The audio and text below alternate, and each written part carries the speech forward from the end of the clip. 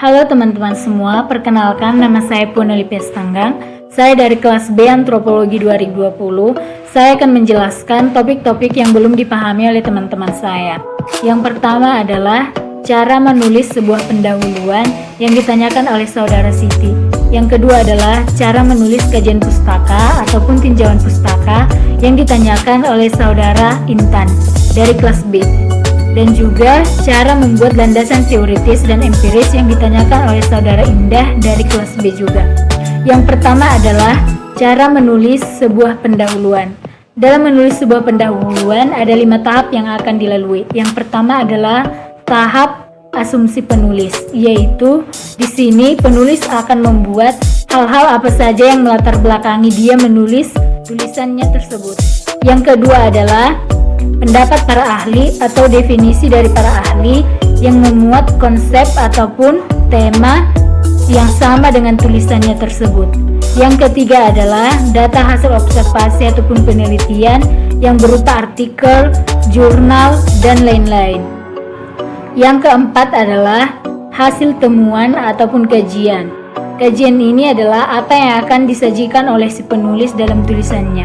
Yang kelima adalah manfaat atau tujuan yang didapatkan baik si penulis ataupun yang membaca hasil tulisan tersebut, dan apa yang akan didapatkan setelah membaca hasil tulisan tersebut.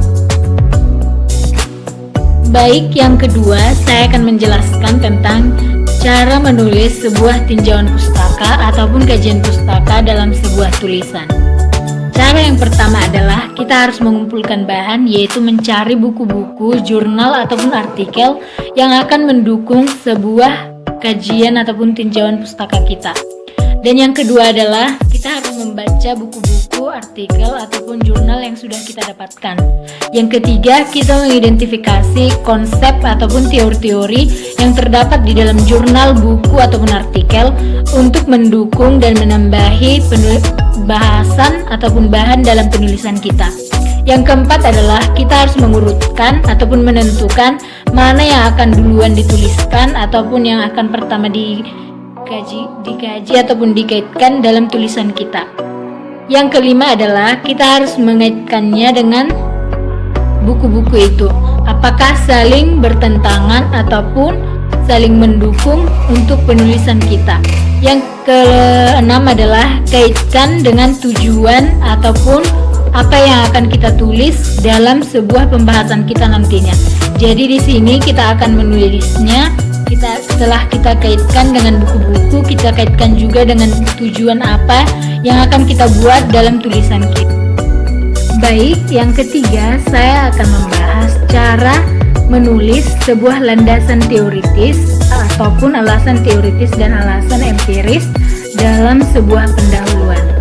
Landasan teoritis ataupun alasan teoritis itu adalah alasan yang berdasarkan hasil pemikiran kita atau berdasarkan cara berpikir kita dalam menanggapi suatu masalah ataupun bentuk ataupun kejadian maupun peristiwa yang ada dalam menulis suatu tulisan ataupun artikel yang akan kita buat, yaitu berdasarkan dari diri kita sendiri dan hasil pemikiran kita. Yang kedua adalah alasan empiris ataupun landasan empiris, yaitu berdasarkan data yang valid ataupun berdasarkan observasi penelitian, dan itu tidak dibuat-buat dan memang sudah pernah terjadi di masa lampau dan dijadikan sebagai patokan ataupun pedoman dalam sebuah tulisan dan dijadikan sebuah alasan yang berdasarkan fakta-fakta atau berdasarkan hasil data observasi. Baik, terima kasih.